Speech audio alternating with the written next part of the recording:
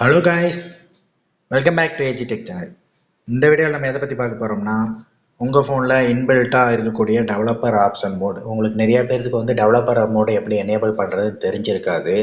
அது எப்படி step by step ஈஸியாக எனேபிள் பண்ணுறது தான் இந்த வீடியோவில் சொல்லி தரப்போகிறேன். நான் ஆல்ரெடி டெவலப்பர் மோடு வச்சு நிறைய வீடியோஸ் போட்டிருக்கேன், அதையும் பாருங்கள். இதில் வந்து டெவலப்பர் மோடு மட்டும் பர்டிகுலராக எப்படி ஆன் பண்ணுறதா சொல்லி தரப்போகிறேன். வீடியோ ஸ்கிப் பண்ணால் பாருங்கள், அப்போ தான் உங்களுக்கு புரியும். ஸ்கிப் பண்ணி பார்த்தீங்கன்னா உங்களுக்கு கண்டினியூட்டி கிடைக்காது, வீடியோ புரியாமல் போகலாம். ஸ்கிப் பண்ணாமல் பாருங்கள்.